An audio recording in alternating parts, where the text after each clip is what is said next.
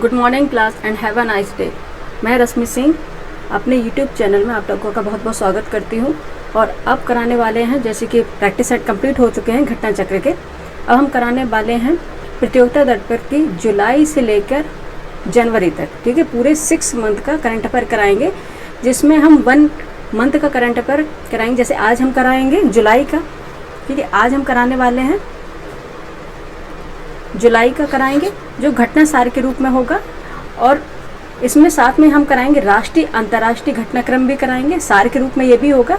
संक्षेप में हम पूरे मंथ का करंट अफेयर करा देंगे, इसलिए मंथ वाइज भी कराएंगे। जैसे जुलाई अभी करा रहे हैं, जुलाई के बाद हम कराएंगे जून का, फिर मई का, अप्रैल का, मार्च का, फरवरी का और जनवरी का। इस तरह से पूरे 6-7 मंथ का जो भी है प्रतियोगिता दर्पण का वो सार संग्रह भी करा देंगे, और साथ में जो करंट अफेयर होगा मंथ का वो भी करा देंगे। इससे क्या आपके आर के एग्ज़ाम है, और भी वो है एग्ज़ाम जिसमें करंट अफेयर आती है, उसके लिए भी ये क्लास बहुत बहुत ज़रूरी है, बहुत इंपॉर्टेंट क्लास होगी। ठीक है, आप किसी भी एग्ज़ाम के लिए जिसमें करंट अफेयर आ रही है यह क्लास आप देख सकते हैं। ये नहीं कि सिर्फ ये आर के लिए है, ठीक है, क्योंकि आर का एग्ज़ाम अब 8 दिन ही बचे हुए हैं, इनकी 27 जुलाई का है, इसलिए उसके लिए तो इम्पोर्टेंट है ही है। लेकिन इसके बाद भी जिसमें करंट अफेयर आ रहा है, समसामयिकी आ रही है और इसी साल एग्ज़ाम है, उसके लिए ये इम्पोर्टेंट होने वाला है। ठीक है, चलते हैं अपने क्लास पर, देखते हैं क्या है इम्पोर्टेंट फैक्ट्स। ठीक है, ये है सार संग्रह है, ठीक है, और ये क्या है जुलाई मंथ का है, जुलाई मंथ का सार संग्रह। लेकिन इसमें सार संग्रह होता है, इसमें सभी सब्जेक्ट का होता है, ठीक है। और अभी उसमें हमने राष्ट्रीय अंतर्राष्ट्रीय घटनाक्रम भी लिए हुए हैं, वो जुलाई मंथ का होगा। ठीक है, तो पढ़ लेते हैं, क्योंकि ये सभी सब्जेक्ट का है और 1 लाइनर टाइप होता है, तो ये आर के लिए और सभी एग्जाम के लिए उतने ही इंपॉर्टेंट है जितना कि आर के लिए है, इसलिए आप पढ़ लीजिए और इससे क्वेश्चन जरूर आते हैं। ठीक है, चलते हैं अपने फैक्ट नंबर फर्स्ट पर। ठीक है कि वर्तमान तिरुपति पहाड़ियाँ तथा प्रायद्वीप के सुदूर दक्षिण छोर के मध्य का भूभाग प्राचीन काल में कहलाता था। क्या कहलाता था? तमिलकम। क्या कहलाता था? तमिलकम कहलाता था। 1 मिनट बच्चे, इसको थोड़ा जूम करें, क्या जूम कर लेते हैं। क्या कहलाता था? तमिलकम कहलाता था। ठीक है, सेकंड है, इस लिपि में लगभग 400 संकेतक चिन्ह हैं एवं दाईं से बाईं ओर सांकेतिक की गई है। कौन सी लिपि है? हड़प्पा लिपि अथवा सिंधु लिपि। ठीक है, कौन सी लिपि? हड़प्पा लिपि अथवा सिंधु लिपि। इस लिपि में लगभग कितने होते हैं? 400 सांकेतिक चिन्ह है एवं दाईं से बाईं सांकेतिक की दाईं से बाईं ओर लिखी गई है, हड़प्पा लिपि है ये, अथवा इसे सिंधु लिपि भी बोलते हैं। थर्ड है, रामचरितमानस पदावली व कवितावली में से विद्यापति की रचना है। कौन सी है? रामचरितमानस पदावली व कवितावली में से विद्यापति की रचना कौन सी है? पदावली। रामचरितमानस तो आपको पता है तुलसीदास द्वारा लिखी गई, ये तो आपको पता है। पदावली और कवितावली में से कौन सी है? पदावली है, जो विद्यापति द्वारा लिखी गई है। याद रखना है, ये क्वेश्चन जरूर आते हैं। ठीक है, थर्ड पे फैक्ट नंबर 4 है नेक्स्ट।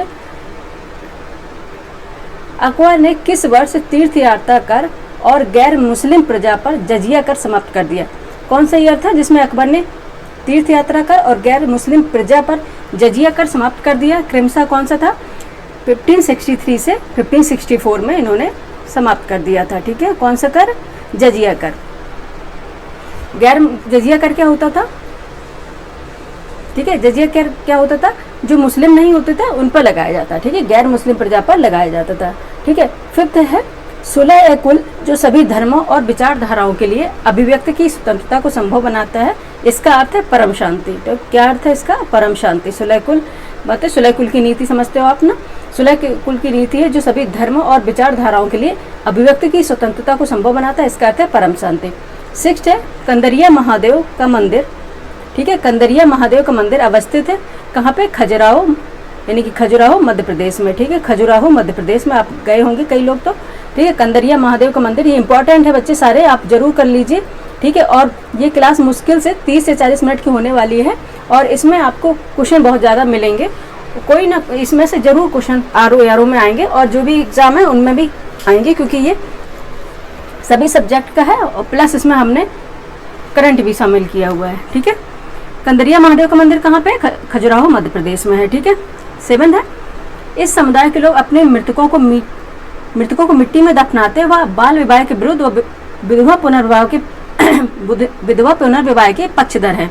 ठीक है, इस समुदाय के लोग अपने मृतकों को मिट्टी में दफनाते हैं। वह बाल विवाह के विरुद्ध वह विधवा पुनर्विवाह के पक्षधर है। कौन सा है? लिंगायत समुदाय। कौन सा समुदाय होता है? वह लिंगायत समुदाय होता है। ठीक है, याद रखना कि इस तरह से कुछ नहीं आते। ठीक है, वो चाहे पीसीएस हो या आरओ हो। ठीक है, लिंगायत समुदाय है। 8th है प्रसिद्ध संस्कृत महाकाव्य किरीटार्जुनीयम। ठीक है, प्रसिद्ध संस्कृत महाकाव्य किरीटार्जुनीयम के रचयिता कौन है? भारवी। ठीक है, भारवी हैं इनके रचयिता। किसके? किरातुजुनियम के हैं। किरीटार्जुनीयम। ठीक है, क्या है? किरातु। ठीक है, यहाँ पे लिखेंगे, इसका थोड़ा ये है यहाँ पे किरीटार्जुनीयम। ठीक है, यहाँ पे हम इसको थोड़ा इरेज कर देंगे। ठीक है, कौन सा है? किरीटार्जुनीयम के रचयिता कौन है? भारवी हैं। ठीक है, क्वेश्चन नंबर नेक्स्ट फैक्ट है 9th। प्रसिद्ध विट्ठल मंदिर अवस्थित है हम्पी कर्नाटक में। ठीक है, प्रसिद्ध विट्ठल मंदिर अवस्थित है हम्पी कर्नाटक में। ठीक है, विट्ठल मंदिर कहाँ पे है? हम्पी कर्नाटक में है। नालीरा दिव्य प्रबंधन को किस रूप में जाना जाता है? तमिल वेद के रूप में। ठीक है, नालीरा दिव्य प्रबंधन को किस रूप में जाना जाता है? तमिल वेद के रूप में। ठीक है, ये आपका हो गया पूरा भारतीय इतिहास एवं संस्कृति। ठीक है, उससे क्वेश्चन लिए हैं, इंपॉर्टेंट क्वेश्चन है। ठीक है, इस तरह से हम पूरे कराएंगे तो कम से कम सोच लीजिए आप कितने क्वेश्चन हो जाएंगे 6-7 मंथ के। ठीक है, इसमें तो आपका इसी में आपका भला हो जाना है। ठीक है, क्या है? भारतीय इतिहास एवं संस्कृति का हो गया। अब नेक्स्ट कौन सा है? ठीक है, नेक्स्ट है राष्ट्रीय स्वतंत्रता आंदोलन। ठीक है, नेक्स्ट है राष्ट्रीय स्वतंत्रता आंदोलन। 11 है 18वीं सदी के आरंभ में मराठाओं ने किस शर्त पर 15,000 घुड़सवार सैन्य दस्ते के साथ मुगल राजा के अधीन कार्य करना स्वीकार किया? ठीक, किसके आधार पर कार्य करना स्वीकार किया? दक्कन और दक्षिण भारत में चौथ और सरदेशमुखी कर लगाने के अधिकार पर। ठीक है, कौन से ये कर थे? चौथ और सरदेशमुखी कर थे। ठीक है, ये क्या थे? आरंभ में मराठाओं ने किस शर्त पर 15,000 घुड़सवार सैन्य दस्तों के साथ मुगल राजा के अधीन कार्य करना स्वीकार किया था? क्योंकि इन पर कर लगा था। कौन सा? चौथ और सरदेशमुखी कर लगाने के आधार पर उन्होंने स्वीकार किया था। ठीक है, ये है फैक्ट। नेक्स्ट है 12 किस संधि के द्वारा पंजाब और ब्रिटिश भारत के बीच सतलज को सीमा, ठीक है, सतलज को सीमा के रूप में निर्धारित किया गया? ठीक है, ये इंपॉर्टेंट है सारे। ठीक है, सारे इंपॉर्टेंट है। किस संधि के द्वारा पंजाब और ब्रिटिश भारत के बीच सतलज को सीमा के रूप में निर्धारित किया? कौन सी संधि है वो? अमृतसर की संधि 1809 में हुई थी। ठीक है, अमृतसर की संधि है और हुई कब थी? 1809 में हुई थी। ठीक है, याद रखना है। नेक्स्ट 13 मुंबई में परमहंस मंडली की स्थापना किसके द्वारा की गई थी? ठीक है, मुंबई में परमहंस मंडली की स्थापना किसके द्वारा की गई थी? दादोबा पांडुरंग और रामचंद्र जयकर द्वारा। ठीक है, परमहंस मंडली की स्थापना किसके द्वारा की गई थी? दादोबा पांडुरंग और रामचंद्र जयकर द्वारा। नेक्स्ट है 14। ठीक है, नेक्स्ट है 14, इसको एक बार और कर लेते हैं जूम बच्चे।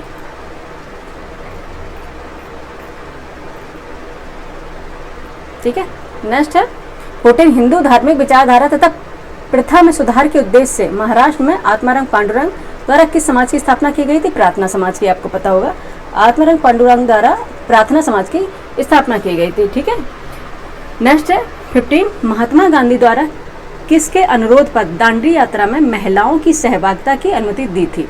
ठीक है, महात्मा गांधी द्वारा किसके अनुरोध पर दांडी यात्रा में महिलाओं की सहभागिता की महिलाओं की सहभागिता की अनुमति दी थी? कौन सा है वो? कमला देवी चट्टोपाध्याय के अनुरोध पर दिया गया था दांडी यात्रा में महिलाओं को स्वीकृति। ठीक है, कि वह उसमें भाग ले सकती हैं। नेक्स्ट है 16 भारतीय राष्ट्रीय कांग्रेस की ब्रिटिश समिति की स्थापना कब हुई थी? भारतीय राष्ट्रीय कांग्रेस की ब्रिटिश समिति की स्थापना कब हुई थी? 1889 में हुई थी। ठीक है, इस तरह से पीसीएस का ये इंपॉर्टेंट होते हैं कि पीसीएस से ईयर बहुत पूछता है। ठीक है, नेक्स्ट है 17 किस ब्रिटिश गवर्नर जनरल के कार्यकाल में सिंध का विलय 1843 ईस्वी में ब्रिटिश क्षेत्र में किया गया? ठीक है, किस ब्रिटिश गवर्नर जनरल के कार्यकाल में सिंध का विलय, ठीक है, 1843 ईस्वी में ब्रिटिश क्षेत्र में किया गया था? लॉर्ड एलनबरो के, ठीक है, लॉर्ड एलनबरो के कार्यकाल में किया गया था। नेक्स्ट 18 है 23 नवंबर 1990 में अखिल भारतीय खिलाफत कमेटी दिल्ली अधिवेशन की अध्यक्षता किसने की थी? ठीक है, 23 नवंबर 1919 में अखिल भारतीय खिलाफत कमेटी के दिल्ली अधिवेशन की अध्यक्षता किसने की थी? महात्मा गांधी ने की थी। याद रखना, बहुत इंपॉर्टेंट क्वेश्चन है ये। ठीक है, नेक्स्ट चलते हैं 19 पर। ठीक है, क्वेश्चन नंबर 19 पर फैक्ट अपना एक मिनट बच्चे ठीक है, 19 पे चलते हैं। ये रहा, क्योंकि जूम कर रहे हैं, जैसे मोबाइल से बच्चे पढ़े ना, उन्हें भी दिक्कत ना हो, इसलिए हम जूम कर रहे हैं इतना ज़्यादा। ठीक है, क्वेश्चन नंबर 19 है कि सभी तो लैपटॉप से पढ़ेंगे नहीं ना, कुछ बच्चे मोबाइल से भी पढ़ते हैं। ठीक है, तो उनको दिक्कत ना हो इसलिए। क्वेश्चन नंबर 19 है, दक्षिण बंगाल, ठीक है, दक्षिण बंगाल गजट और मिरातुल अखबार के संपादक थे। दक्षिण बंगाल गजट और मिरातुल अखबार के संपादक थे, कौन से थे? जेम्स ऑगस्टस हिक्की, ठीक है, और राजा राममोहन राय। ठीक है, मिरातुल अखबार यानी कि द बंगाल गजट के थे जेम्स ऑगस्टस हिक्की, और मिरातुल अखबार के संपादक थे राजा राममोहन राय। ठीक है, याद रखना है। 20 है, कूका आंदोलन का नेतृत्व किसने किया था? भगत जवाहरलाल ने किया था। ठीक है, कूका आंदोलन का नेतृत्व किसने किया था? किसने लीडरशिप की थी? भगत जवाहरलाल ने की थी। नेक्स्ट अब आते हैं, किस पे आ जा रहे हैं? भारतीय राजव्यवस्था एवं संविधान पर। ठीक है, भारतीय राजव्यवस्था एवं संविधान के क्वेश्चन होंगे अब। ठीक है, फैक्ट होंगे इंपॉर्टेंट। 21 है, लोकसभा में अध्यक्ष स्पीकर का पद, ठीक है, लोकसभा अध्यक्ष स्पीकर का पद रिक्त होने की स्थिति में धन विधेयक को कौन प्रमाणित कर सकता है? बताइए, धन, कितने इंपॉर्टेंट क्वेश्चन है, देख लिए बच्चे। ठीक है, धन विधेयक को कौन प्रमाणित कर सकता है? उपाध्यक्ष। ठीक है, कौन कर सकता है? उपाध्यक्ष यानी डिप्टी स्पीकर कर सकता है। ठीक है, उपाध्यक्ष यानी डिप्टी स्पीकर कर सकता है। इसमें बताया कि अगर लोकसभा के अध्यक्ष का पद अगर खाली हो, ठीक है, लोकसभा अध्यक्ष यानी स्पीकर का पद अगर खाली हो, तो अगर धन विधेयक आया तो उनको प्रमाणित करने का अधिकार किसको हो सकता है? वो उपाध्यक्ष को हो सकता है, यानी कि डिप्टी स्पीकर को हो सकता है। ठीक है, और किसी को नहीं। नेक्स्ट है 22, निंदा प्रस्ताव को संपूर्ण मंत्रिपरिषद के विरुद्ध किया जा सकता है। ठीक है, निंदा प्रस्ताव को संपूर्ण मंत्रिपरिषद के विरुद्ध किया जा सकता है। प्रस्ताव के नियमानुकूल होने का निर्णय इसके द्वारा लिया जाता है, लोकसभा अध्यक्ष के द्वारा। ठीक है, ठीक है, लोकसभा अध्यक्ष के द्वारा निंदा प्रस्ताव जो संपूर्ण मंत्रिपरिषद के विरुद्ध लाया जाता है, आपको पता होगा। ठीक है, प्रस्ताव के नियमानुकूल होता क्या है? होने का निर्णय है किसके द्वारा लिया जाता है? वो लोकसभा अध्यक्ष के द्वारा ही लिया जाता है। ठीक है, प्रस्ताव को नियमानुकूल होने के कारण। नेक्स्ट है 23, संवर्ती सूची के अधीन किसी विषय पर विधान बनाने की शक्ति किसके पास है? यानी कि संवर्ती सूची है, ठीक है, कॉन्क्रीट लिस्ट है, यानी कि संवर्ती सूची के अधीन किस विषय पर विधान बनाने की शक्ति किसके पास है? ठीक है, किसी विषय पर, ओके, किसी विषय पर विधान बनाने की शक्ति किसके पास है? संसद और राज्य विधानमंडल के पास है। ठीक है, यानी संवर्ती सूची है, अगर उन पर विषय पर, उनके विषय पर अगर विधान बनाने हैं यानी कानून बनाने हैं, तो उनकी शक्ति किनके पास होगी? संसद और राज्य विधानमंडल के पास होगी। ठीक है, वही बना सकते हैं। नेक्स्ट है 24, राज्य सूची के अधीन किसी विधि को पारित करने के लिए, राज्य सूची के अधीन किसी विधि को पारित करने के लिए राज्यसभा द्वारा कितने सदस्यों की उपस्थिति और मतदान द्वारा समर्पित संकल्प का पारित किया जाना अपेक्षित होता है? कितना होता है? 2/3 सदस्यों की। ठीक है, 2/3 सदस्यों की जरूरत होती है।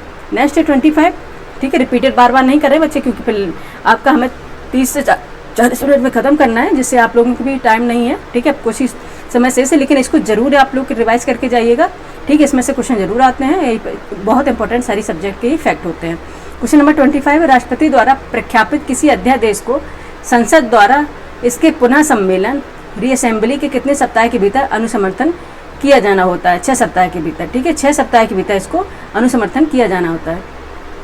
ठीक है, राष्ट्रपति द्वारा अगर कोई अध्यादेश है उसे अगर प्रख्यापित कर दिया गया है तो उसको अनुसमर्थन कब मिलना चाहिए? 6 सप्ताह के भीतर। ठीक है, नेक्स्ट क्वेश्चन है, नेक्स्ट फैक्ट है 26 है, लोकसभा भंग होने के पश्चात अगली लोकसभा की पहली बैठक के तत्काल पहले तक कौन अपना पद नहीं छोड़ता है? बताइए। ठीक है, ये इंपॉर्टेंट है सारे फैक्ट। लोकसभा भंग होने के पश्चात अगली लोकसभा की पहली बैठक से, ठीक है, अगली लोकसभा की पहली बैठक से तत्काल पहले तक कौन अपना पद नहीं छोड़ता? लोकसभा अध्यक्ष। ठीक है, लोकसभा अध्यक्ष अपना पद नहीं छोड़ता जब तक दूसरा अपॉइंट ना हो जाए। ठीक है, जब तक दूसरा अपॉइंट ना हो जाए। ठीक है, नेक्स्ट है 27 है, भारत के परिसीमन आयोग के अनुसार तथा भारत के संविधान के अनुच्छेद 333 के अधीन किसी राज्य विधानसभा में सदस्यों की अधिकतम संख्या कितनी हो सकती है? 500। ठीक है, कितनी हो सकती है? 500 हो सकती है।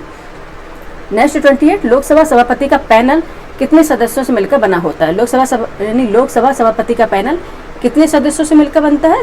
10 सदस्यों से मिलकर बनता है।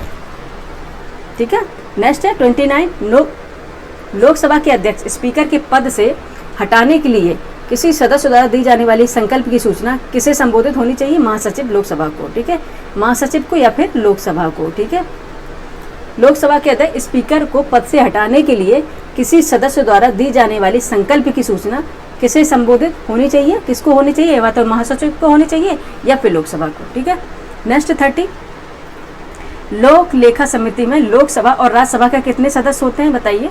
ठीक है, इसमें आप बोरिंग भी फील नहीं करेंगे क्योंकि इसमें ऑल सब्जेक्ट है, किसी में एक सब्जेक्ट को पढ़ते रहते हैं तो ठीक है बोरिंग कुछ देर बाद फिर मुझे उसमें मन नहीं लगता, किसी को भी नहीं लगता। ठीक है, अगर ऑल सब्जेक्ट होंगे तो इसमें मन भी लगा रहेगा और इंपॉर्टेंट क्वेश्चन भी है, जो क्वेश्चन आएंगे भी, ठीक है, इंपॉर्टेंट सारे फैक्ट भी हैं। और उसके बाद इसमें हमने जुलाई का समसामयिकी भी लिया हुआ है, यानी कि राष्ट्रीय अंतर्राष्ट्रीय दोनों लिए हैं। क्वेश्चन नंबर 30 है, वो लास्ट में देखेंगे, पहले ये कंप्लीट करते हैं, लास्ट में वो है। ठीक है, क्वेश्चन नंबर 30 है, लोक लेखा समिति में लोकसभा और राज्यसभा के कितने सदस्य होते हैं, क्रमशः कितने होते हैं, 15 और 7। ठीक है, लोक लेखा समिति में पब्लिक अकाउंट कमेटी की बात हो रही है। ठीक है, लोक लेखा समिति में लोकसभा और राज्यसभा के कितने सदस्य होते हैं। ठीक है, लोकसभा और राज्यसभा के कितने होते हैं, लोकसभा से 15 होते हैं और राज्यसभा से 7 होते हैं। ठीक है, याद रखिएगा।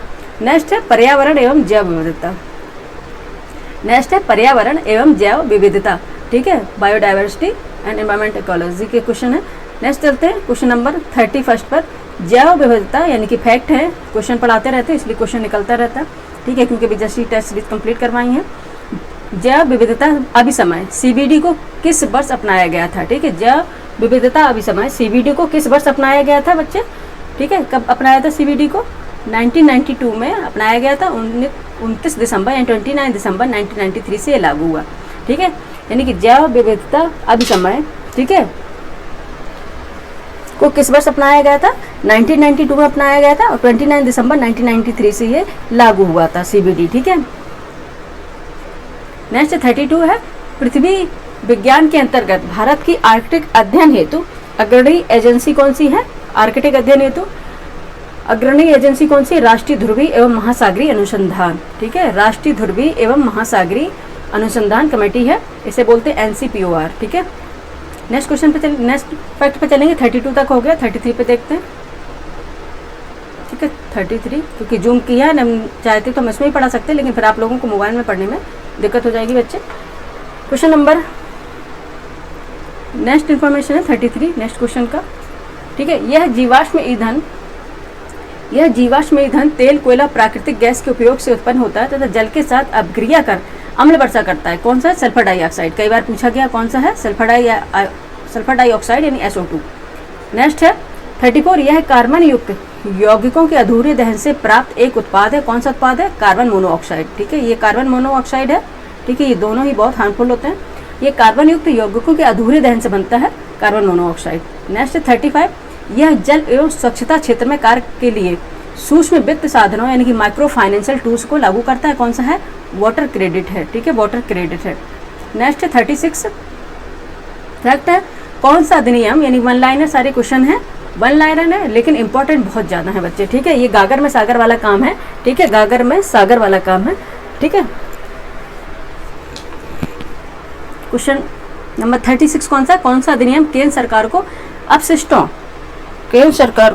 अपशिष्टों और प्रदूषकों के लिए अनुमेय सीमा निर्धारित करके सीसा संदूषण को विनियमित करने का अधिकार देता है। कौन देता है, पर्यावरण संरक्षण अधिनियम 1986। कौन सा अधिकार देता है, पर्यावरण संरक्षण अधिनियम 1986 देता है। ठीक है, नेक्स्ट है 37। ठीक है, 37 है, प्रतिवर्ष किस दिन अंतर्राष्ट्रीय वन दिवस मनाया जाता है। ठीक है, कब मनाया जाता है, 21 मार्च को। बच्चे सारे इंपॉर्टेंट है। ठीक है, कब मनाया जाता है, 21 मार्च को मनाया जाता है। अंतर्राष्ट्रीय वन दिवस मनाया जाता है 21 मार्च को, याद रखिएगा। ठीक है, 21 मार्च को।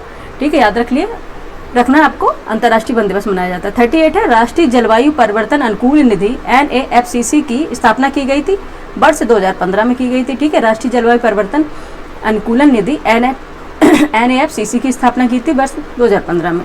39 है, पेरिस समझौता 2015 के तहत विकसित राष्ट्र किसी वर्ष तक कम से कम $100 बिलियन वर्ष का नवीन सामूहिक लक्ष्य स्थापित करने पर सहमत हुए हैं, वह है वर्ष 2025 तक। ठीक है, पेरिस समझौता 2015 के तहत विकसित राष्ट्र किस वर्ष तक कम से कम $100 बिलियन वर्ष का नवीन सामूहिक लक्ष्य स्थापित करने पर सहमत हुए थे, वर्ष 2025 तक।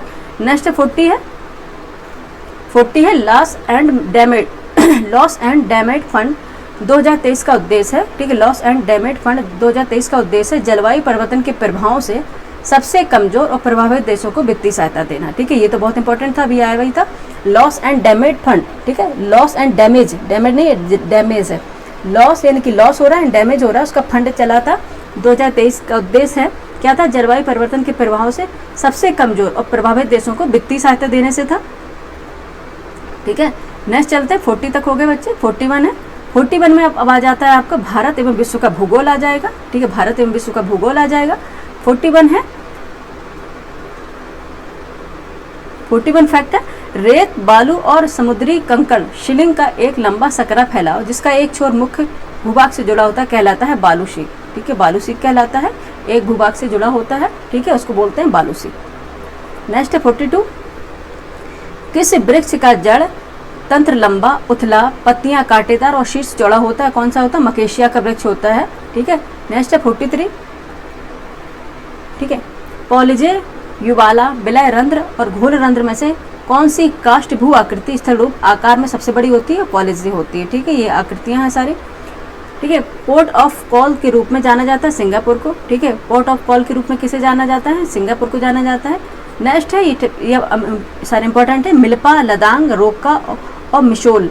ठीक है, मिशोल किन देशों की झूम खेती का नाम है। ठीक है, शिफ्टिंग एग्रीकल्चर की बात हो रही है, शिफ्टिंग एग्रीकल्चर की बात हो रही है। मिल्पा, लदांग, रोका और मिशोल किन देशों की झूम खेती का नाम है। ठीक है, मिल्पा है मैक्सिको की है। ठीक है, लदांग है मलेशिया की है, रोका ब्राजील की है और मिशोल जायरे की, याद रखना है। ठीक है, एक बार और कर लीजिए कि इंपॉर्टेंट क्वेश्चन है। मिल्पा है मैक्सिको की है, ठीक है, और लदांग है मलेशिया, रोका ब्राजील, मिशोल जायरे। ठीक है, ये शिफ्टिंग एग्रीकल्चर की बात हो रही है, यानी कि झूम कृषि जिसे बोलते हैं। नेक्स्ट है 46, ठीक है, महोगनी किस वर्ष, ठीक है, महोगनी किस वर्षावन की इमारती लकड़ी की एक प्रजाति है। अच्छा, वर्षावन की बात हो रही है। ठीक है, महोगनी किस वर्षावन की इमारती लकड़ी की एक प्रजाति है, वह है उष्णकटिबंधीय वर्षावन की। ठीक है, ठीक है, उष्णकटिबंधीय वर्षावन की है। नेक्स्ट है 47, पूर्व की ओर बहने वाली सबसे बड़ी प्रायद्वीपीय नदी कौन सी, बताइए। जो पूर्व की ओर बहने वाली सबसे बड़ी प्रायद्वीपीय नदी कौन सी है, गोदावरी। ठीक है, सबसे बड़ी कौन सी प्रायद्वीपीय नदी, गोदावरी है। नेक्स्ट चलते हैं, जो पूर्व की ओर बहती है सबसे बड़ी नदी कौन सी है, प्रायद्वीपीय नदी गोदावरी है। नेक्स्ट है कंटेंट 48 है, कोपेन द्वारा किए गए भारत के जलवायु वर्गीकरण के अनुसार विशाल उत्तरी मैदान किसके द्वारा निरूपित किए गए, कुछ किसके द्वारा निरूपित किए गए थे, CWG जलवायु। ठीक है, CWG जलवायु, क्लाइमेट की बात हो रही है। नेक्स्ट है 49, Zambia, Zimbabwe, Botswana, Zambia, Zimbabwe, Botswana और नामीबिया में किस देश की सीमा यानी दक्षिण अफ्रीका के साथ साझा नहीं करती, आपको बताना। ठीक है, ये मैपिंग का क्वेश्चन है, मैप निकाल के देख लीजिए एटलस में। जाम्बिया, जिम्बाब्वे, बोत्सवाना और नामीबिया में, ठीक है, नामीबिया में से किस देश की सीमा दक्षिण अफ्रीका के साथ साझा नहीं करती, वो जाम्बिया की नहीं करती है। ठीक है, मैप निकाल के देख लीजिए, इंपॉर्टेंट क्वेश्चन है, इस तरह से पूछे जाते हैं। ठीक है, किसकी नहीं करती है, ठीक है, Zambia, Zimbabwe, Botswana, Zambia, Zimbabwe और बोत्सवाना। ठीक है, इसमें दिया किस देश की सीमा दक्षिण अफ्रीका के साथ साझा नहीं करती है। ठीक है, ठीक है, तो इसमें क्या दिया, जाम्बिया की, हाँ बिल्कुल सही बच्चे, मेरे पास मेटलस यहाँ पे एटलस मैंने लगा रखा है। तो क्या साउथ अफ्रीका की बात करते हैं तो साउथ अफ्रीका से बोत्सवाना भी सीमा बनाता है, नामीबिया भी सीमा बनाता है बच्चे। ठीक है, नामीबिया भी बना रहा है और मोजाम्बिक भी बनाता है और जिम्बाब्वे भी बनाता है, लेकिन जाम्बिया नहीं बना रहा। ठीक है, लेकिन जाम्बिया नहीं बना रहा है। ठीक है, नेक्स्ट क्वेश्चन पे चलते हैं, क्वेश्चन नंबर 50 है। मेरे वो अपने पास हमेशा ही एटलस रखते हैं, जिससे कोई भी क्वेश्चन मैप का होता है, क्योंकि ज्योग्राफी के टीचर है, तो अगर ज्योग्राफी क्वेश्चन अगर गलत हो रहे हैं तो लाना था हमारे टीचर होने पर। ठीक है, नेक्स्ट क्वेश्चन चलते हैं 50, बोर्नियो, मेडागास्कर और सुमात्रा किस महासागर से संबंधित प्रमुख द्वीप हैं। ठीक है, बोर्नियो, मेडागास्कर और सुमात्रा। ठीक है, एक है बोर्नियो, एक मेडागास्कर और सुमात्रा किस महासागर से संबंधित प्रमुख द्वीप है, हिंद महासागर में है, ये सब आपको पता है। ठीक है, दक्षिण एशिया के द्वीप है ये सारे, हिंद महासागर में स्थित हैं। नेक्स्ट क्वेश्चन चलते हैं, 50 तक हो गए। ठीक है, नेक्स्ट अपने कंटेंट पे चलते हैं, क्वेश्चन नंबर फैक्ट नंबर किस पे चलते हैं, 50 हो गए, 51 तक चलते हैं बच्चे। ठीक है, 51 से चलते हैं, बस जल्दी से करा लेंगे, ज़्यादा लंबी क्लास बिल्कुल भी नहीं होने वाली है, हमें पता है आपके लोगों के पास अब टाइम भी नहीं है। ठीक है, नेक्स्ट है 50। ठीक है, 50 है, MSME से क्या तात्पर्य है, सूक्ष्म, लघु, मध्यम उद्यम। ठीक है, सूक्ष्म, लघु और मध्यम उद्यम। ठीक है, एक मिनट बच्चे,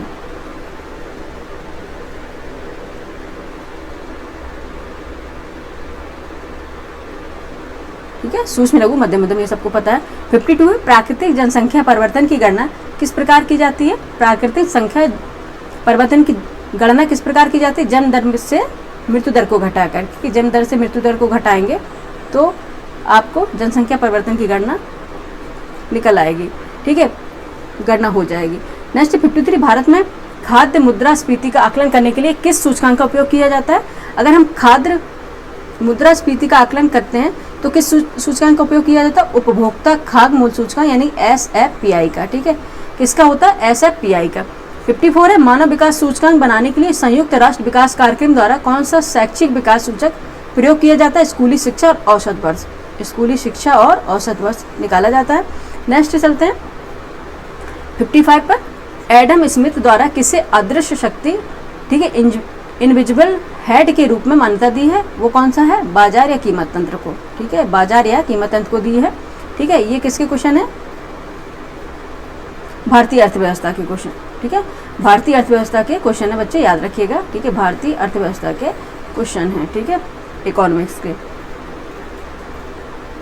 नेक्स्ट है कृषि लागत और कीमत आयोग CACP द्वारा गेहूं और चावल के लिए, ठीक है, CACP द्वारा गेहूं और चावल के लिए मूल्य स्तरों का निर्धारण किया जाता है, समर्थन मूल्य, ठीक है, किसके द्वारा किया जाता है, समर्थन मूल्य, ठीक है।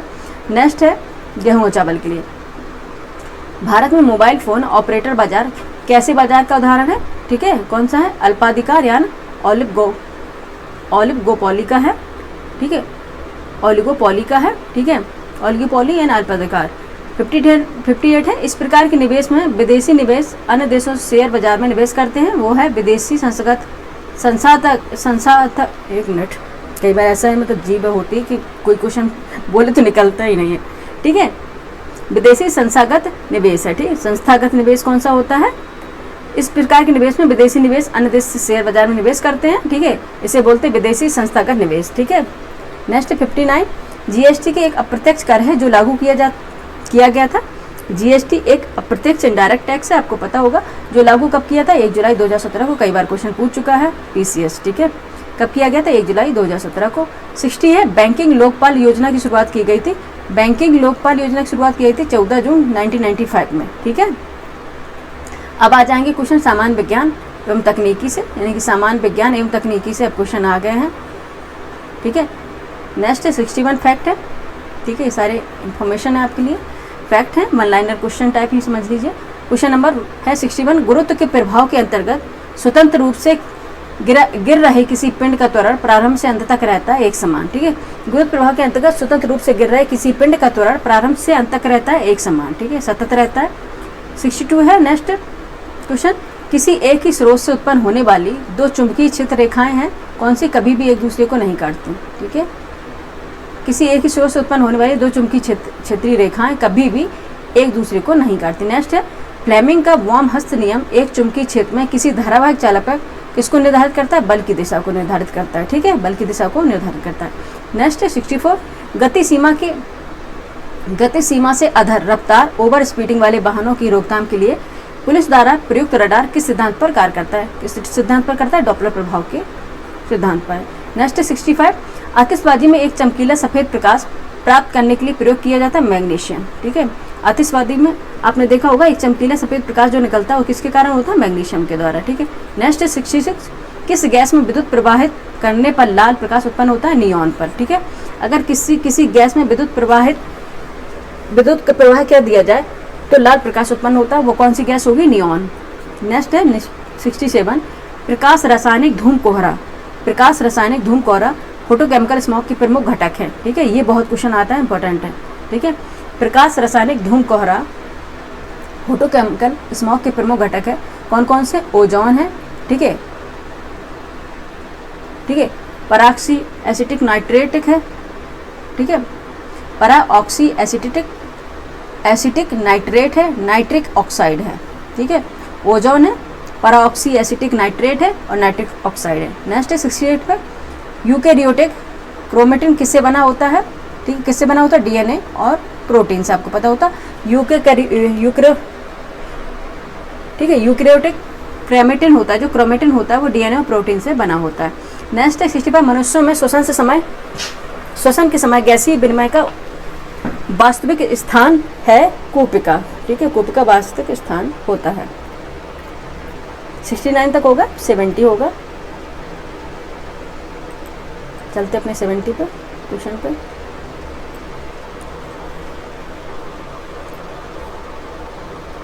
फैक्ट है 70, पट्टकाड़ू प्लेटलेट का प्रमुख कार्य है। प्लेटलेट का प्रमुख क्या है, इसे पट्टकाड़ू लिखा है, प्लेटलेट का प्रमुख कार्य है। इस साइंस को अगर हिंदी में पढ़ो ना तो दिमाग ही आधा हो जाता है पागल, ठीक है। क्या होता है, रक्त का स्कंदन, ठीक है, ब्लड क्लॉटिंग यानी कि एल्वियोली, ठीक है। अब नेक्स्ट आ गया बाल विकास एवं शिक्षा शास्त्र से, ठीक है। इसमें पीसीएस से क्वेश्चन पूछे जाते हैं, ठीक है, क्योंकि सभी को ये आर हो या फिर कोई अदर एग्जाम सभी के लिए इंपॉर्टेंट है, तो आपको देखना है। 71 है, यह वह अवधि जो वयस्कता के संक्रमण की पहल करती है कहलाती है किशोरावस्था, ठीक है, सबको पता है।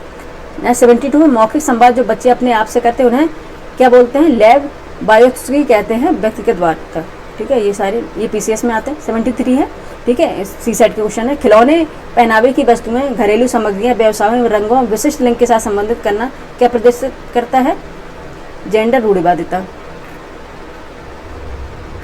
ठीक है, जेंडर रूढ़िवादिता, ये बिल्कुल सही है, इंपॉर्टेंट करेंगे इसको तो हम, ठीक है। 74 है संरचनात्मक दृष्टिकोण के अनुसार अधिगम क्या है, एक सक्रिय सामाजिक प्रक्रिया है, ठीक है, सक्रिय सामाजिक प्रक्रिया है।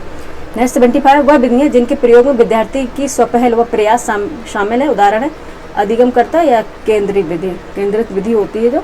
76 से परिवार, विद्यालय, सरकार और मीडिया में से प्राथमिक समाजीकरण माध्यम है परिवार, ठीक है। नेक्स्ट 77 जीन पियाजे के सिद्धांत का प्रमुख प्रस्ताव है कि बच्चों की सोच गुणवत्ता, ठीक है, बच्चों की सोच गुणात्मक रूप में वयस्कों से भिन्न होती है, ठीक है, बच्चों की सोच गुणात्मक रूप से वयस्कों से भिन्न होती है। 78 जेंडर एक कैसी संरचना है, सामाजिक संरचना है, ठीक है। 75 पे प्रगतिशील शिक्षा में बच्चों को किस तरह से देखा जाता है, सक्रिय अन्वेषणों के रूप में देखा जाता है, ठीक है।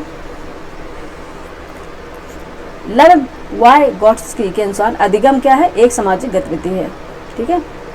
ये पीसीएस से है, इंपॉर्टेंट क्वेश्चन है सारे, ठीक है।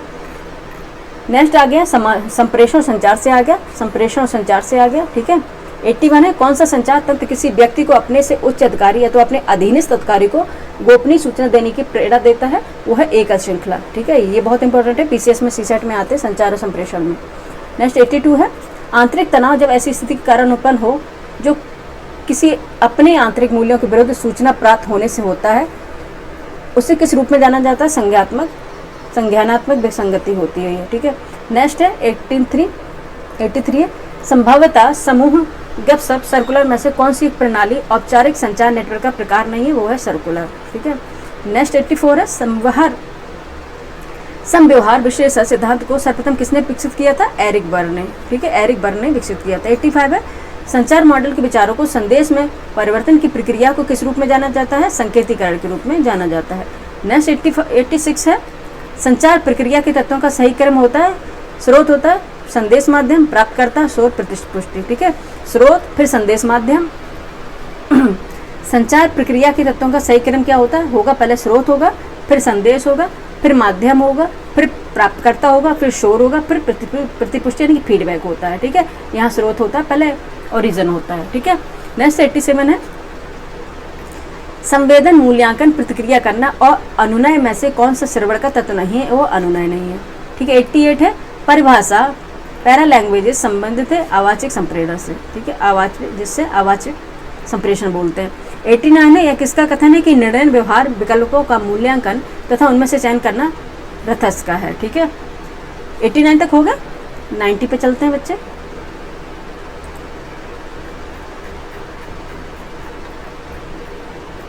बस ये भी इंपॉर्टेंट है बच्चे क्वेश्चन सभी एग्जाम, क्योंकि ये सभी एग्जाम के लिए है, ठीक है। अगर आपको नहीं तो आप इसे स्किप कर सकते हैं, अगर नहीं जरूरी है, ठीक है। नेक्स्ट है कंप्यूटर ज्ञान है, पहले 90 तक देख लेते हैं, ठीक है। 90 था, एक मिनट बच्चे। एल्गोरिथम एक प्रकार है, एल्गोरिथम यानी कि एल्गोरिथम एक प्रकार है यांत्रिक समाधान का।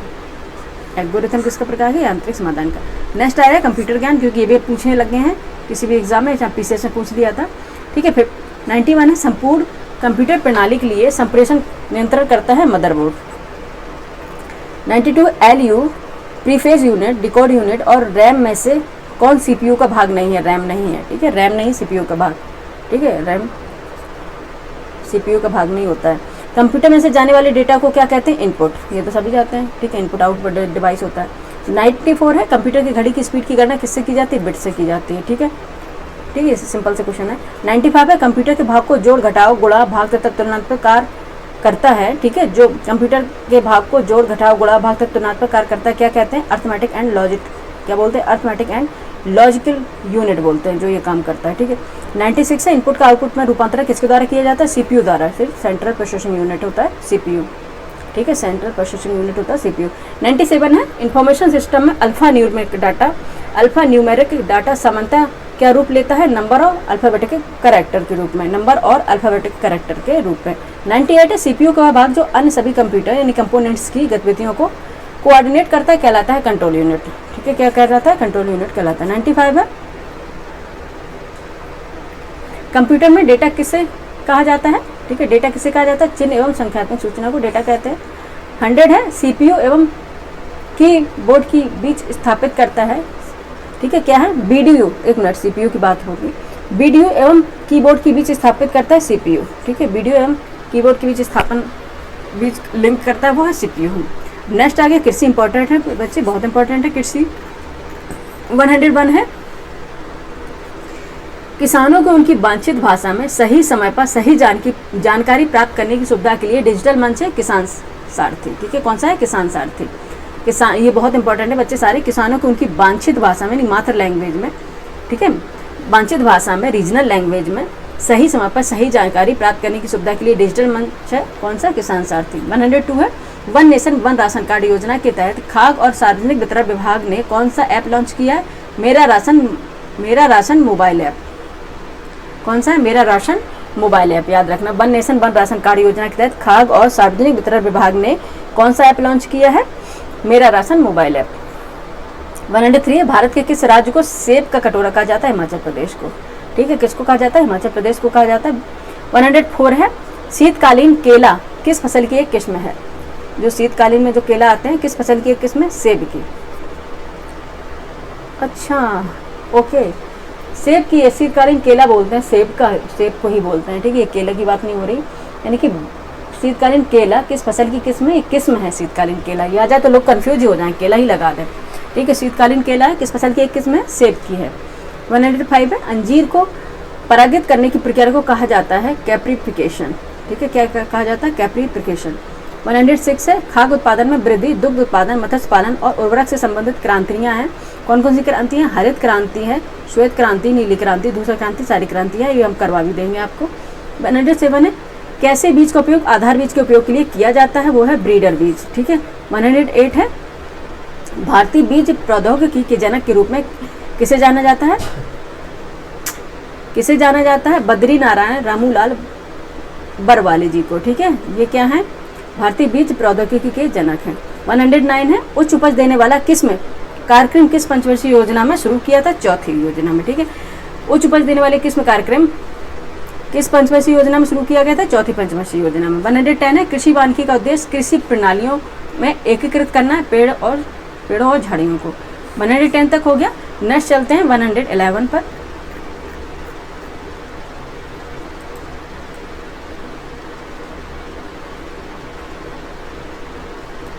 इसको थोड़ा जूम कम करना पड़ेगा, ठीक है। ये 111 पे ये खेल कूद से आ गया, इनकी स्पोर्ट्स से आ गया, ठीक है, खेल कूद यानी कि स्पोर्ट्स से। फर्स्ट है, किस देश ने 30वीं सुल्तान अजलन शाह ट्रॉफी जीती है, ठीक है, 30वीं सुल्तान अजलन शाह ट्रॉफी आता है क्वेश्चन, ठीक है, किसने, जापान ने, ठीक है, किसने है, जापान ने जीती है। अजलन शाह, ऐसे याद रखना है, जा है, जा से Japan, Azlan Shah, Sultan Azlan Shah trophy जीती है जापान ने, ठीक है। कुछ ट्रिक से याद करना पड़ेगा क्योंकि बहुत सिलेबस होता है लेंदी और उसे याद करना है तो कुछ ट्रिक लगा के ही आपको याद करना पड़ेगा। नेक्स्ट है, भारत के पी श्याम निखिल का संबंध किस खेल से है, भारत के पी, अच्छो ये के नहीं है, भारत के पी श्याम निखिल का संबंध किस खेल से है, शतरंज से है, ठीक है, शतरंज से है और 85 शतरंज ग्रैंड मास्टर हैं ये।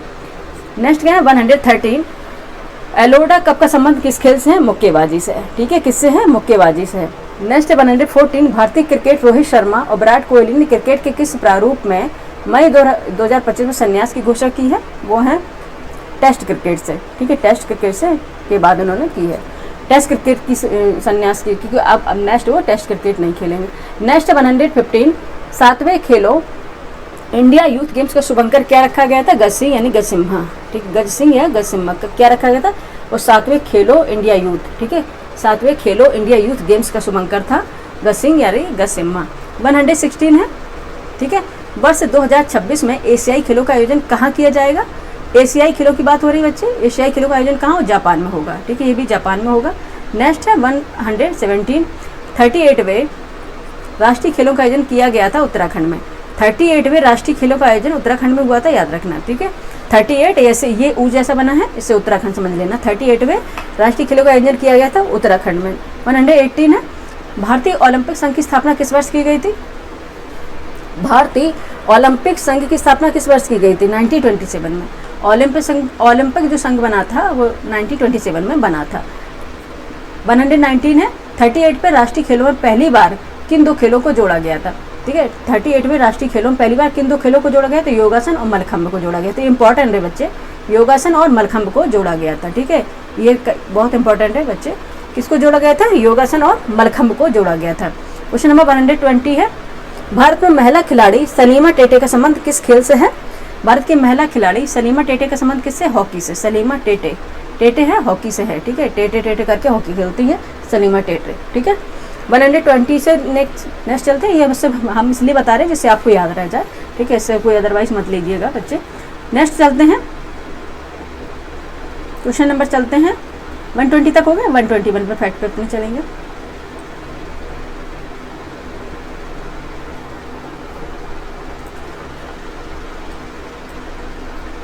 ठीक है, 121 है, एक मिनट, ठीक है, 121 है। किस वर्ष हाथी को भारत का राष्ट्रीय विरासत पशु घोषित किया गया है? किस वर्ष किया गया है? वर्ष 2010 में, ठीक है, वर्ष 2010 में किया गया है। किस वर्ष हाथी को भारत का राष्ट्रीय विरासत पशु घोषित किया गया है? वर्ष 2010 में किया गया है। 122 देखते हैं, भारत में आधुनिक राष्ट्रीय खेल का प्रारंभ वर्ष 1985 में हुआ था कहाँ से? मद्रास से, ठीक है, मद्रास से हुआ था। 123 फ्रेंच ओपन, ऑस्ट्रेलिया ओपन और विंबलडन कैसे मैदानों में खेले जाते हैं? याद रखना है, French open, Australia open, important बच्चे ये, ठीक है, फ्रेंच ओपन, ऑस्ट्रेलिया ओपन और विंबलडन कैसे मैदानों पर खेले जाते हैं? क्रमशः लाल किले, हार्ड कोर्ट और घास के मैदानों पर। फ्रेंच ओपन है लाल किले में खेला जाता है, लाल किले मतलब मिट्टी, किले में मिट्टी, लाल किले, और ऑस्ट्रेलिया ओपन हार्ड कोर्ट होता है और विंबलडन होता है घास के मैदानों में खेलने वाले स्पोर्ट हैं, ये खेल हैं, ठीक है। 124 है स्पोर्ट्स में, वीरता के लिए दिए जाने वाला सर्वोच्च पुरस्कार परमवीर चक्र की शुरुआत किस वर्ष की गई थी? 1914 में की गई थी, ठीक है, परमवीर चक्र कब से देना स्टार्ट हो गया है? 1914 से हो गया है। नेक्स्ट देखते हैं 125 में, इंटेलिजेंट, ठीक है, इंटेलिजेंस ब्यूरो IB, राष्ट्रीय कैडेट कोर NCC और केंद्रीय रिजर्व पुलिस बल CRPF का मुख्यालय है नई दिल्ली में। याद रखना ये तीनों का मुख्यालय नई दिल्ली में है। किनका किनका है? IB का, इंटेलिजेंस ब्यूरो का है, NCC का भी है, राष्ट्रीय कैडेट कोर का भी है, कैंडिडेट कोर का भी है, रिजर्व पुलिस बल का CRPF का मुख्यालय भी नई दिल्ली में है। 126 पे देखते हैं थल सेना, नौसेना और वायु सेना के प्रमुखों को क्या कहा जाता है? क्रमशः, ठीक है, थल सेना के प्रमुख होते हैं जनरल होते हैं, नौसेना के एडमिरल और एयर चीफ मार्शल होते हैं, ठीक है। थल सेना, नौसेना, वायुसेना के प्रमुखों को कहा जाता है जनरल, एडमिरल और ऑफ एयर चीफ मार्शल, ठीक है, ये कहा जाता है। 127 भारतीय वायुसेना के कमान पश्चिमी, पूर्वी, मध्य और दक्षिण के मुख्यालय है। भारतीय वायुसेना के कमान पश्चिमी, पूर्वी, मध्य और दक्षिण मुख्यालय है क्रमशः कहाँ कहाँ है? नई दिल्ली में है, शिलांग में है, मुंबई और तिरुवनंतपुरम में है। नेक्स्ट है 128 पे, प्रमुख अंतर्राष्ट्रीय संगठन जैसे एमनेस्टी इंटरनेशनल, रेड क्रॉस, अफ्रीकी संघ और एशियाई विकास बैंक का मुख्यालय है लंदन, जेनेवा, वियना और मनीला, ठीक है। आपको देखना प्रमुख अंतर्राष्ट्रीय संगठन, ठीक है, जैसे एमनेस्टी इंटरनेशनल, रेड क्रॉस, इसका मुख्यालय लंदन, अफ्रीकी संघ और एशियाई विकास बैंक का मुख्यालय जेनेवा, वियना और मनीला में है, ठीक है। नेक्स्ट देखते हैं 126 है, रक्षा अनुसंधान और विकास संगठन DRDO की स्थापना कब हुई थी? 1958 में की गई थी। ठीक है, रक्षा अनुसंधान और विकास संगठन DRDO की स्थापना वर्ष 1958 में की गई थी। नेक्स्ट 130, लोकमान और लोकनायक के नाम से किन्हें जाना जाता है? किन से? बाल गंगाधर तिलक और जयप्रकाश नारायण को। ठीक है, लोकमान और लोकनायक के रूप में लोकमान बाल गंगाधर तिलक है और लोकनायक जयप्रकाश नारायण जी हैं। ठीक है, 130 तक हो गए बच्चे। ठीक है, यहाँ तक हमारे सब्जेक्ट वाइज कंप्लीट हो गए 130 तक।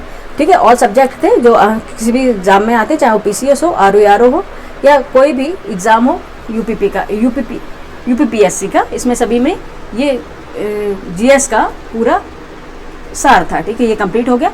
अब नेक्स्ट चलते हैं अपने समसामयिकी यानी करंट अफेयर पर, जिसमें राष्ट्रीय और अंतर्राष्ट्रीय घटनाक्रम दिए गए हैं। ठीक है, चलते हैं राष्ट्रीय घटनाक्रम पे। सबसे पहले ये जुलाई माह का है। ओहो, भूल गए बच्चे हम ये लेना।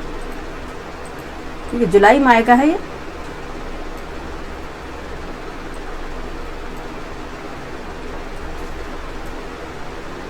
इसको थोड़ा मैं कम करना पड़ेगा ना।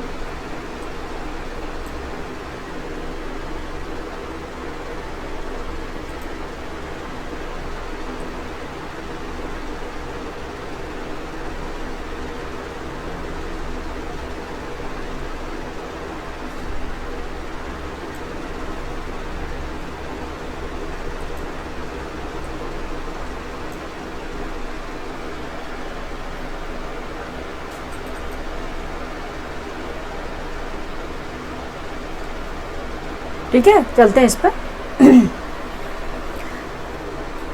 राष्ट्रीय घटनाक्रम है। ठीक है, राष्ट्रीय घटनाक्रम है कौन कौन से है? हाल ही में पुष्कर कुंभ का आयोजन किस राज्य में किया गया? उत्तराखंड में किया गया। ठीक है, पुष्कर कुंभ का आयोजन कहाँ किया गया था? उत्तराखंड राज्य में किया गया था। उत्तराखंड के चमोली जिले के सीमांत गांव मांडा स्थित केशव प्रयाग में 12 वर्ष बाद पुष्कर कुंभ का 15 से 26 मई 2025 के बीच आयोजन किया गया। इसका आयोजन अलकनंदा और सरस्वती नदियों के संगम केशव प्रयाग में किया गया। गौरतलब है कि इस आयोजन में मुख्य रूप से दक्षिण भारत के वैष्णव परंपरा के भक्त शामिल थे। ठीक है, तो हाल में पुष्कर कुंभ का आयोजन कहाँ पे किया गया? उत्तराखंड में किया गया है। ठीक है, नेक्स्ट देखते हैं। ओहो, बार बार हम यही कर दे रहे हैं।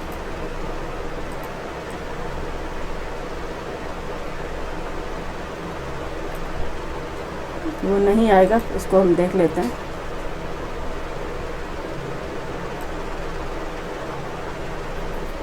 फुल पेज पे नहीं आ रहा है, इसको कैसे करना है पता नहीं, बाद में करेंगे इसको।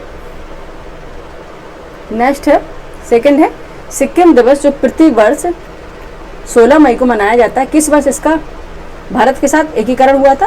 ठीक, कब हुआ था? वर्ष 1975 में हुआ था। ठीक है, सिक्किम की स्थापना 1942 में 3 तिब्बती लामाओं ने की थी, जिन्होंने फुटसोंग नामग्याल को पहले चोग्याल के रूप में स्थापित किया। नामग्याल वंश की राजशाही 333 वर्षों तक चली। 1861 में सिक्किम ने अंग्रेजों के साथ संरक्षित राज्य की संधि की। 1950 में भारत सिक्किम संधि के तहत यह भारत का संरक्षित राज्य बना। 1973 में राजशाही विरोधी आंदोलन बढ़े और त्रिपक्षीय समझौता हुआ। 1974 में लोकतांत्रिक चुनाव हुए और 1975 में जनमत संग्रह द्वारा भारत में विलय का निर्णय लिया गया सिक्किम का, और संविधान का 36वां संशोधन पारित कर, ठीक है, संविधान का 36वां संशोधन पारित कर 16 मई 1975 को सिक्किम भारत का 22वां राज्य घोषित कर दिया। कौन सा? 22वां राज्य घोषित कर दिया गया। ठीक है, ये इंपॉर्टेंट है। ठीक है, 22वां राज्य ये घोषित कर दिया है। समीर, अरे यार, तुम्हें हम बाद में बताएंगे। नेक्स्ट चलते हैं। ठीक है, बच्चे देख रहे हैं जूम नहीं हो पा रहा है, बहुत दिक्कत हो रही है इसको।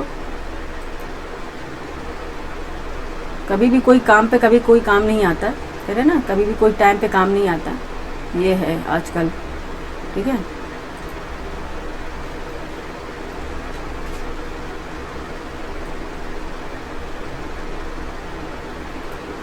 ये फिट नहीं हो रहा बच्चे। चलो आज हम ऐसे ही पढ़ लेते हैं, नेक्स्ट अब देखेंगे क्या दिक्कत हो रही है। ठीक है,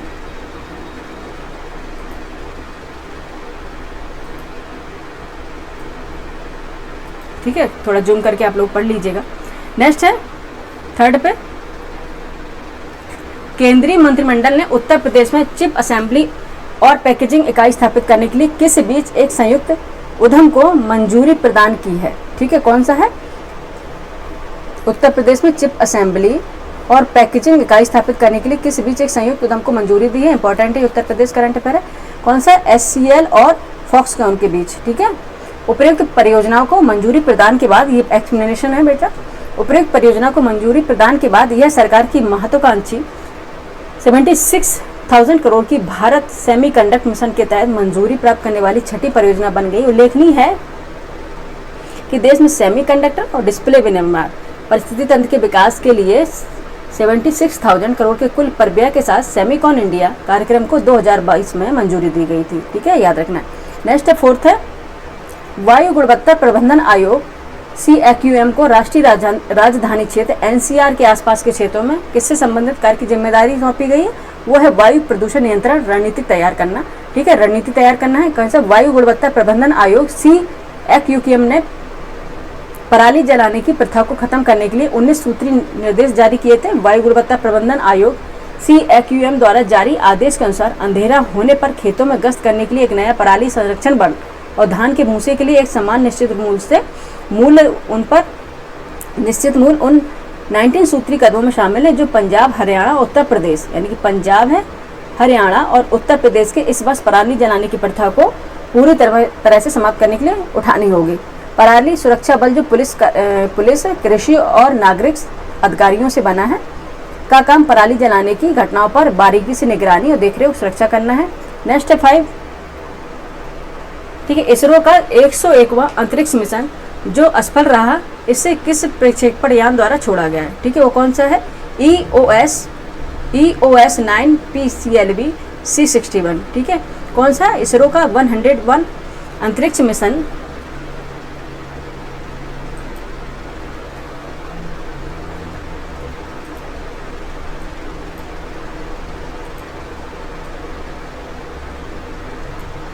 ठीक है, कौन सा? इसरो का 100वां अंतरिक्ष मिशन जो असफल रहा, किस प्रक्षेपण द्वारा छोड़ा गया था? ESO 9 PSLV, ठीक है, कौन सा था? ESO 9 PCLB। ओहो,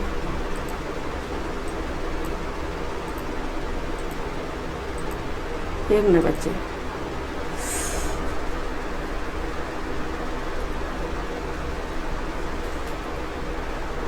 ठीक है, किसके द्वारा? ESO 9 PSLV 1 के द्वारा छोड़ा गया था।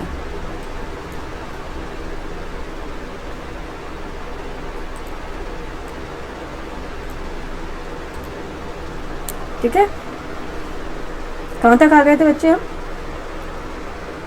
काफ़ी कोशिश करने के बावजूद भी ये नहीं हो रहा है, ठीक है।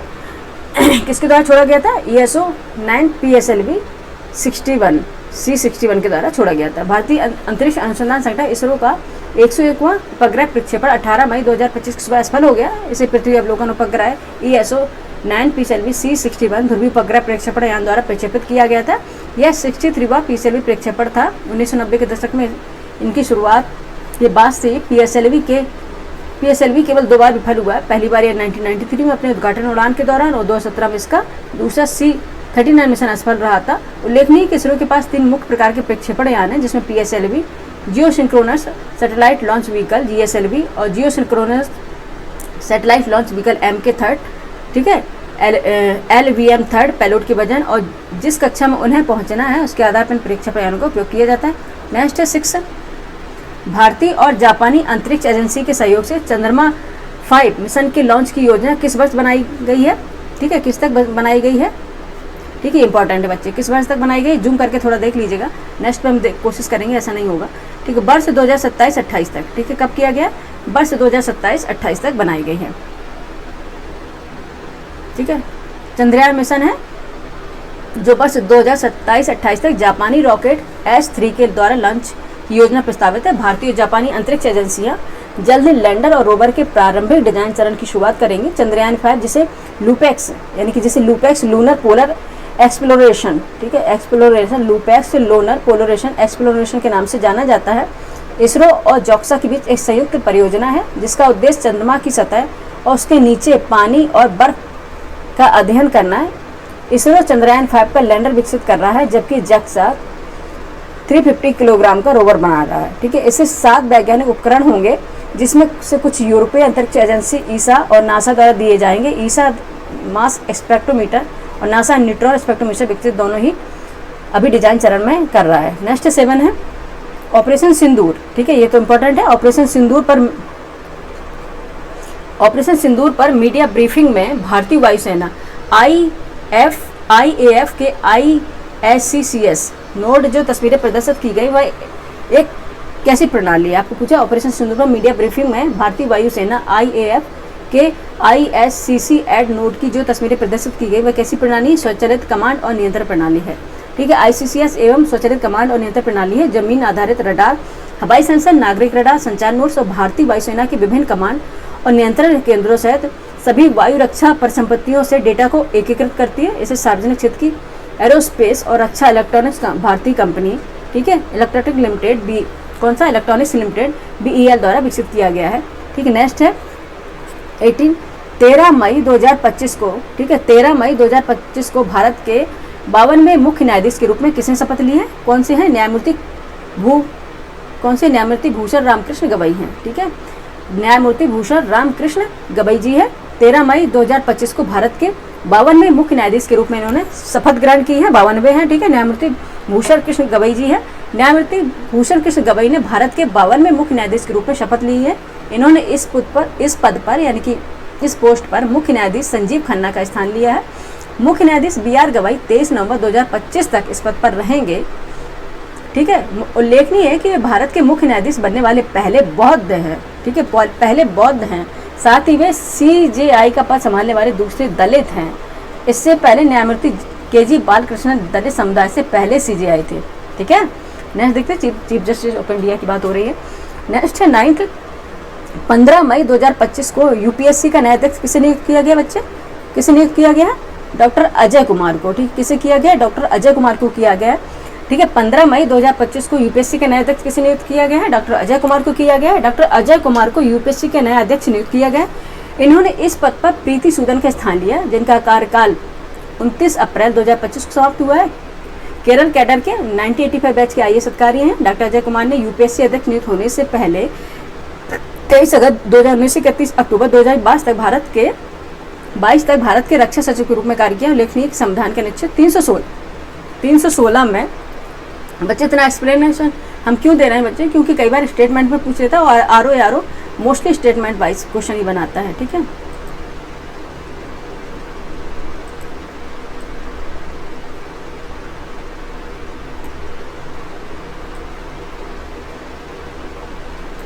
ठीक है, ये वाला जूम हो गया बच्चे। बस एक पेज की दिक्कत थी, वो कर लेंगे, कई बार स्कैनिंग में दिक्कत हो जाती है। ठीक है, क्या है आर्टिकल किसकी बात हुई? 316 में यह प्रावधान है कि लोक सेवा आयोग के अध्यक्ष और अन्य सदस्यों की नियुक्ति संघ आयोग या संयुक्त आयोग की दशा में राष्ट्रपति द्वारा और राज्य आयोग की दशा में राज्य के राज्यपाल द्वारा की जाएगी। ठीक है, आपको याद हो गया। लोक सेवा आयोग का सदस्य अपने पद ग्रहण की तारीख से 6 वर्ष की अवधि तक या संघ लोक सेवा आयोग की दशा में 65 वर्ष की आयु प्राप्त कर लेने तक, यानी 6 वर्ष या 65 वर्ष की आयु प्राप्त कर लेने तक, और राज्य आयोग या संयुक्त राज्य आयोग की दशा में 62 वर्ष की आयु प्राप्त कर लेने तक पहले ही पद धारण करेगा। ठीक, पर ही ये पद धारण करेगा। ठीक है, याद रखना है।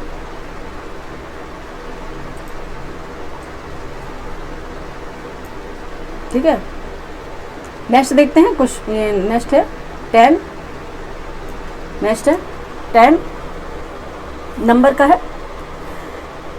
ठीक है, 10 नंबर क्या है? 1 मिनट, बड़ा दिक्कत हो रहा है, पता नहीं क्या प्रॉब्लम हो रहा है। 10 नंबर है। ठीक है, 7 से 9 मई 2025 के बीच कहाँ पहली बार वैश्विक अंतरिक्ष अन्वेषण सम्मेलन 2025 का आयोजन किया गया? नई दिल्ली में किया गया। ठीक है, नई दिल्ली में किया गया था वैश्विक अंतरिक्ष अन्वेषण सम्मेलन GLEX 2025 का विषय नई दुनिया तक पहुंचना, अंतरिक्ष अन्वेषण पुनर्जागरण रखा गया था। इसका आयोजन अंतर्राष्ट्रीय अंतरिक्ष यात्री महासंघ IF, मेजबान भारतीय अंतरिक्ष अनुसंधान संगठन ISRO और सह मेजबान भारतीय अंतरिक्ष सहयोगी सोसाइटी SSI द्वारा संयुक्त रूप से किया गया।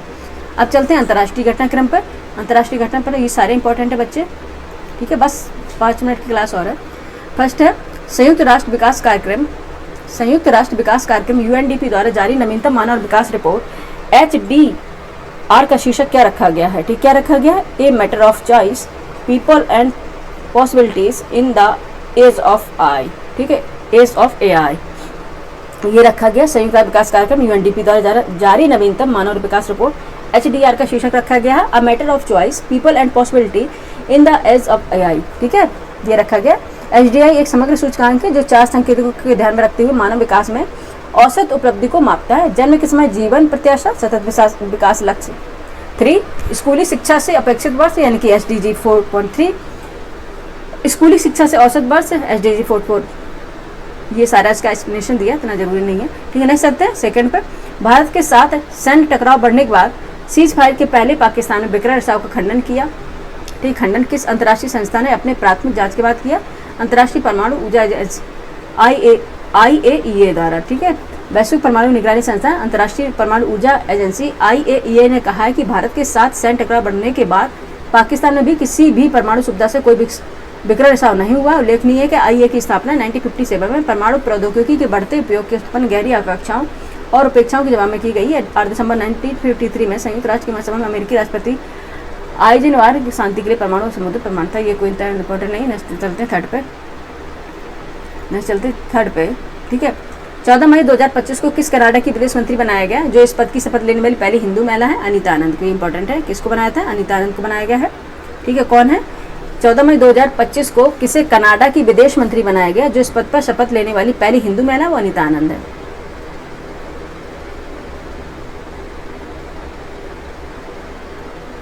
ठीक है। नेक्स्ट है, इसका एक्सप्लेनेशन दिया गया। फोर्थ है, डायमंड लीग के दोहा चरण में भारत के नीरज चोपड़ा ने कितने मीटर थ्रो कर इस लीग में दूसरा स्थान प्राप्त किया है? 90.23 मीटर का थ्रो करके, ठीक है। डायमंड लीग के दोहा चरण में भारत के नीरज चोपड़ा ने 90.23 मीटर थ्रो के साथ 90 मीटर की सीमा को पार किया और लीग में दूसरे स्थान पर रहे। वह उपलब्धि 90 मीटर या अधिक थ्रो हासिल करने वाले तीसरे एशियाई और इतिहास के 25वें व्यक्ति बन गए। इस लीग में जर्मनी के जूलियन बेबर 91.06 मीटर थ्रो का खिताब जीतकर सफल रहे, ठीक है। नेक्स्ट चलते हैं ऑपरेशन सिंदूर, जो पहला आतंकवादी, ठीक है, ऑपरेशन सिंदूर जो पहलगाम आतंकी जो हमला हुआ था, हमले के बाद भारत का पाकिस्तान और पाकिस्तान अधिकृत कश्मीर POK में 9 आतंकी ठिकानों पर हमला था। यह किस तिथि को किया गया था? 6 से 7 मई 2025 के मध्यरात्रि को किया गया था। 6 से 7 मई 2025 की मध्यरात्रि को किया गया था। एक्सप्लेनेशन देख लेते हैं। भारत ने 6 से 7 मई 2025 की मध्यरात्रि ऑपरेशन सिंदूर शुरू किया, जिसमें पाकिस्तान और पाकिस्तान के कब्जे वाली, इंपॉर्टेंट बच्चे, पाकिस्तान के कब्जे वाली POK में यानी कि पाक ऑक्युपाइड कश्मीर की बात हो रही है, में 9 आतंकी ठिकानों पर हमला किया था। इससे पूर्व पाकिस्तान के साथ भारत के पिछले सैन्य अभियान जैसे ऑपरेशन रिडल और ऑपरेशन अबलेज 1965 भारत पाक युद्ध हुआ था। ऑपरेशन कैटल लिस्टी, ऑपरेशन ट्राइडेंट और पाइथन 1971 भारत पाक युद्ध हुआ था, तब चला था। और ऑपरेशन मेघदूत सियाचिन संघर्ष था। ऑपरेशन विजय 1999 कारगिल युद्ध था। ऑपरेशन बंदर आदि प्रमुख ऑपरेशन थे, ठीक है, ये भारत द्वारा चलाए गए हैं। नेक्स्ट चलते हैं क्वेश्चन नंबर 6 पे, ठीक है। 6 मई 2025 को भारत ने किस देश के साथ मुक्त व्यापार समझौते FTA पर हस्ताक्षर किए? किसके साथ किए हैं? यूनाइटेड किंगडम के द्वारा, UK के, ठीक है। किसके साथ किए? यूनाइटेड किंगडम के साथ किए। भारत यूनाइटेड किंगडम ने एक मुक्त व्यापार समझौता FTA पर हस्ताक्षर किए। इस समझौते के लागू होने के बाद फुटवियर, वस्त्र, ऑटोमोबाइल, कल पुर्जे, विद्युत मशीनरी, खनिज और आधार जो धातुएं वस्तुएं होती हैं, ब्रिटेन का टैरिफ जो वर्तमान में 218% की सीमा समाप्त हो जाएगा। भारत अपनी ओर से हिस्स की और जिन पर टैरिफ को 150% घटाकर 75% करने और 10 वर्षों में से 40% पर सहमति जताई है। ब्रिटेन ने यह बयान कहा है कि ऑटोमोबाइल टैरिफ में 100% से घटाकर 10%। उल्लेखनीय किया गया है कि भारत 2024 में ब्रिटेन का 11वां सबसे बड़ा व्यापारिक साझेदार था। नेक्स्ट चलते हैं क्वेश्चन नंबर 7 पे। हाल में जारी विश्व खाद्य एवं कृषि संगठन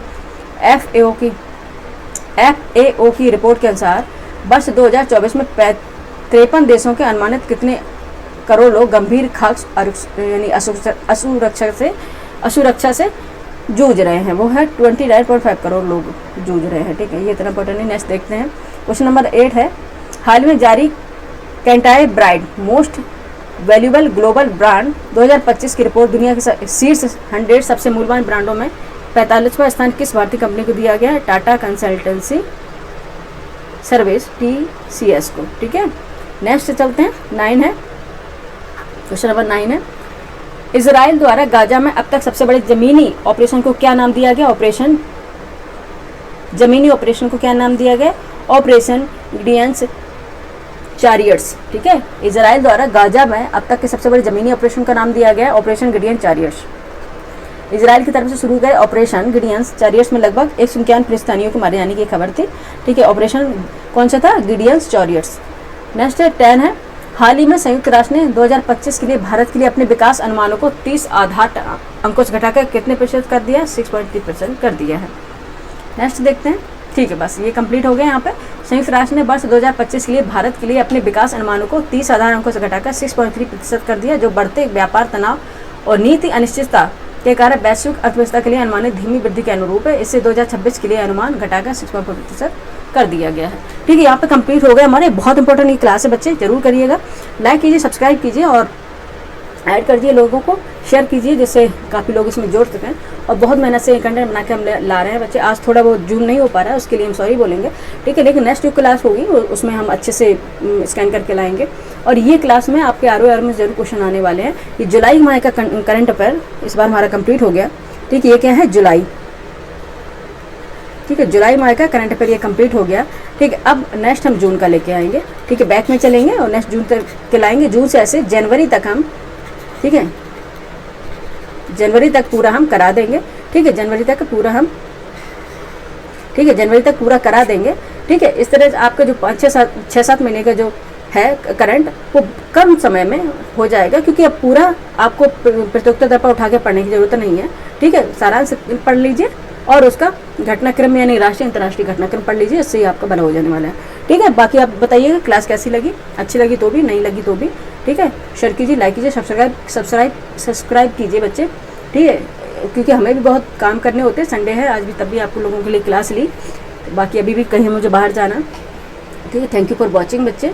पढ़ते रहिए, रिवीजन करते रहिए और डर वर बिल्कुल निकाल दीजिए। ठीक है, 2 ही चीज़ होती हैं, या तो क्वालिफाई या तो नॉट क्वालिफाई। ठीक है, लाइफ में जीना है तो स्ट्रगल करना है और इस चीज़ को समझ के चलना है कि हार और जीत 2 पहलू होते हैं बच्चे। ठीक है, हेड एंड टेल जैसे इस सिक्के के होते हैं, हार जीत 2 पहलू होते हैं। इसलिए जब भी कभी जीत को अपनाना है तो हार को उससे पहले अपनाना पड़ेगा। ठीक है, कभी भी जीतना है तो उससे पहले आपको हारना पड़ेगा।